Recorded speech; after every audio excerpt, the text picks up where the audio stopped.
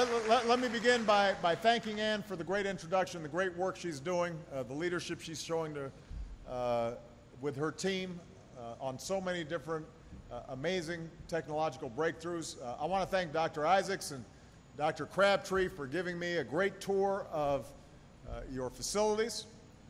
You know, it's not every day that I get to walk into a thermal test chamber. I told my girls that I was going to go into a thermal test chamber, and they were pretty excited. I told them I'd come out looking like the Hulk.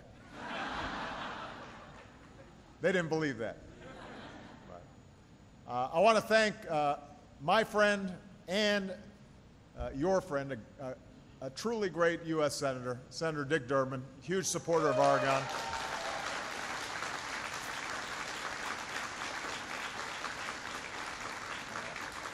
An outstanding member of Congress who actually could explain some of the stuff that's going on here, Bill Foster, is here.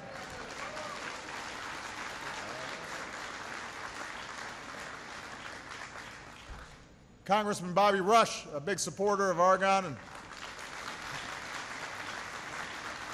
glad he's here. We've got a number of state and local officials with us, including your mayor, Brian Reeves.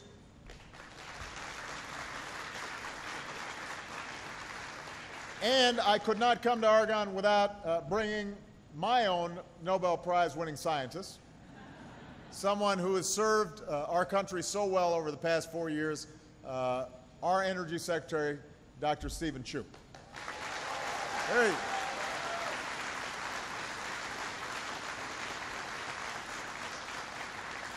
Now, I'm here today to talk about what should be our top priority as a nation, and that's reigniting the true engine of America's economic growth, a rising, thriving middle class and an economy built on innovation.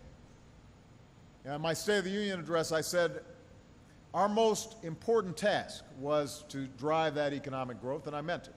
And every day we should be asking ourselves 3 questions. How do we make America a magnet for good jobs? How do we equip our people with the skills and training to do those jobs? And how do we make sure that hard work leads to a decent living? Well, those of you who have chairs, I wasn't sure everybody had chairs there. Please feel free to sit down. I'm sorry. Everybody was standing. I thought Argonne, you know, one of the effects of the sequester, you had to get rid of chairs. That's good. I'm glad we've got some chairs here.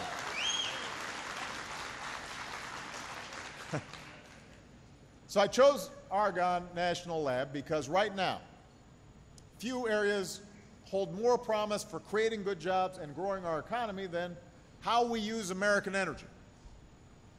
After years of talking about it, we're finally poised to take control of our energy future.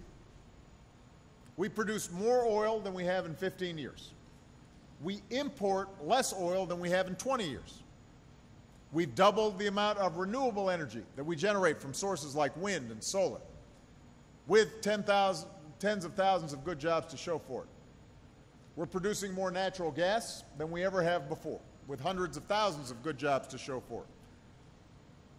We've supported the first new nuclear power plant in America since the 1970s. And we're sending less carbon pollution into the environment than we have in nearly 20 years. So we're making real progress across the board. And it's possible, in part, because of labs like this and outstanding scientists like so many of you, entrepreneurs, innovators, all of you who are working together to take your discoveries and turn them into a business. So think about this. Just a few years ago, the American auto industry was flatlining. Today, thanks in part to discoveries made right here at Argonne, some of the most high-tech, fuel-efficient, pretty spiffy cars in the world are once again designed, engineered, and built here in the United States. And that's why we have to keep investing in scientific research. That's why we have to maintain our edge. Because the work you're doing today will end up in the products that we make and sell tomorrow. You're helping to secure our energy future. And if we do it well, then that's going to help us avoid some of the perils of climate change. It'll leave a healthier planet for our kids. But to do it, we've got to make sure that we're making the right choices in Washington. Just the other day, Dr. Isaacs and directors of 2 of our other national laboratories wrote about the effects of the so-called sequester, these across-the-board budget cuts put in place 2 weeks ago, and specifically the effects it'll have on America's scientific research. And one of the reasons I was opposed to these cuts is because they don't distinguish between wasteful programs and vital investments. They don't trim the fat, they cut into muscle and into bone. Like research and development being done right here that not only gives a great place for young researchers to come and ply their trade, but also ends up creating all kinds of spin-offs that create good jobs and good wages. So Dr. Isaacs said these cuts will force him to stop any new project that's coming down the line. And I'm quoting him now. He says, "This sudden halt on new starts will freeze American science in place while the rest of the world races forward, and it will knock a generation of young scientists off their stride, ultimately costing billions of dollars in missed future opportunities." I mean, essentially, because of this sequester, we're looking at 2 years where we don't start new research. And at a time when, you know, every month you got to replace your smartphone because something new's come up. Imagine what that means when China and Germany and Japan are all continuing to plump up their basic research, and we're just sitting there doing nothing. We can't afford to miss these opportunities while the rest of the world races forward. We have to seize these opportunities. I want the next great job-creating breakthroughs, whether it's in energy or nanotechnology or bioengineering. I want those breakthroughs to be right here in the United States of America, creating American jobs and maintaining our technological lead. So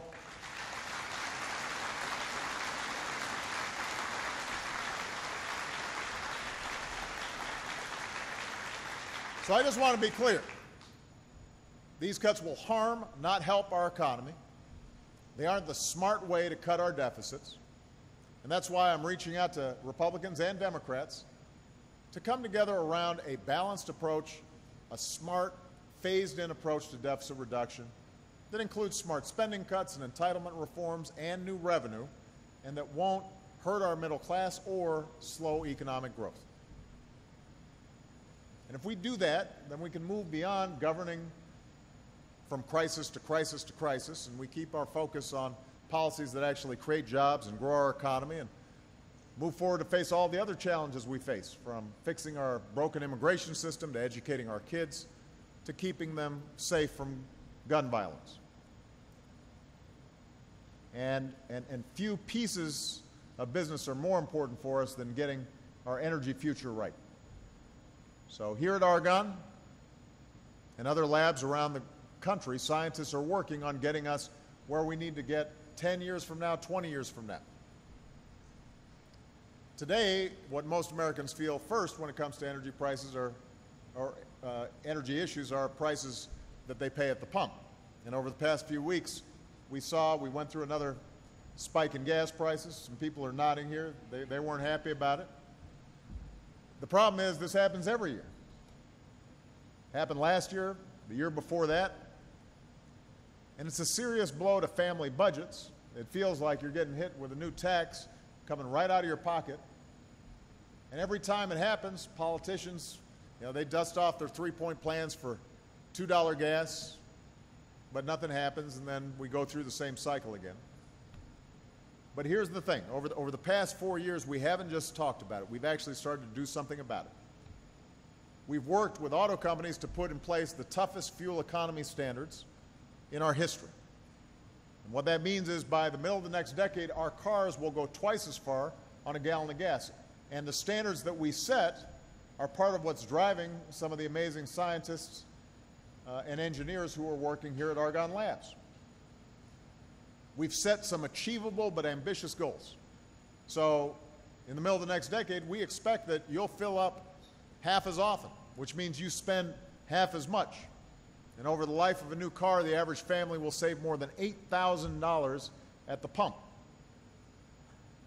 That's worth applauding. That's big news.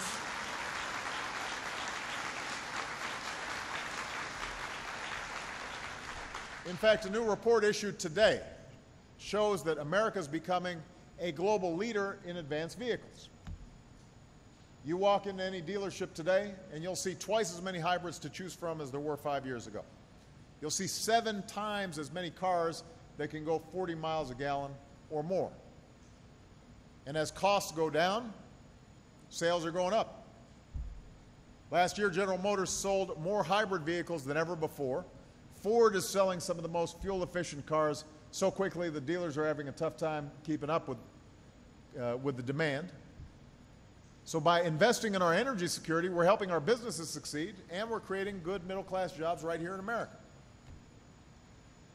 So we're making progress, but the only way to really break this cycle of spiking gas prices, the only way to break that cycle for good is to shift our cars entirely, our cars and trucks, off oil.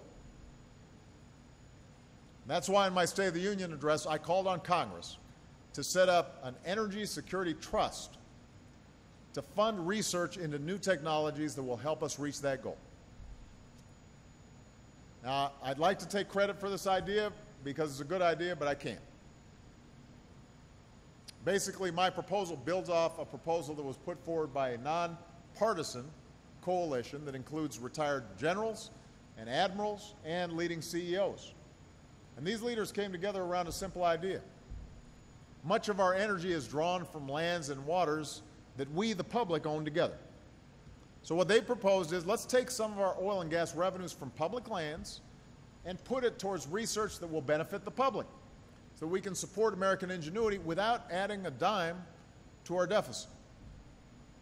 We can support scientists who are designing new engines that are more energy efficient, support scientists that are developing cheaper batteries that can go farther on a single charge, support scientists and engineers that are devising new ways to fuel our cars and trucks with new sources of clean energy like advanced biofuels and natural gas, so drivers can one day go coast to coast without using a drop of oil. And the reason so many different people from the private sector, the public sector, our military support this idea is because it's not just about saving money. It's also about saving the environment. But it's also about our national security. You know, for military officials like General Paul Kelly, a former commandant of the Marine Corps, this is about national security. Our reliance on oil makes us way too dependent on other parts of the world, many of which are very volatile. For business leaders like Fred Smith, the CEO of FedEx, this is about economic security, because when fuel prices shoot up, it's harder to plan investments, expand operations, create new jobs. So these leaders all say we need to fix this. This is not a Democratic idea or a Republican idea. This is just a smart idea. And we should be taking their advice. Let's set up an energy security trust that helps us free our families and our businesses from painful spikes in gas once and for all. Let's do that. We can do it. We've done it before, innovated here at Argonne.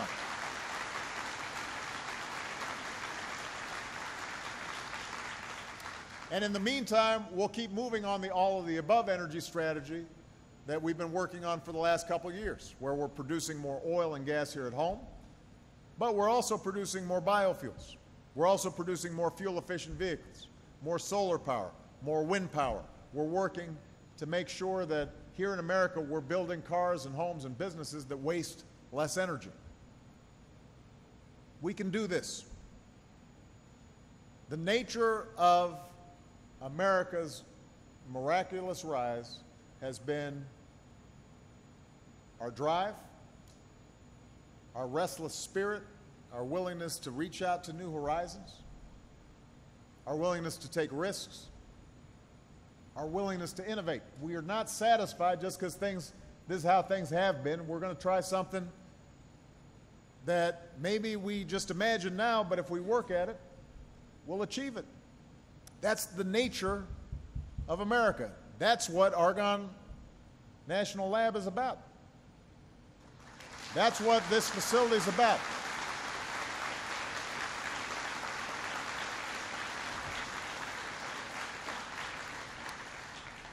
Two decades ago, scientists at Argonne, led by Mike Thackeray, who's here today. Where's Mike? There he is right here.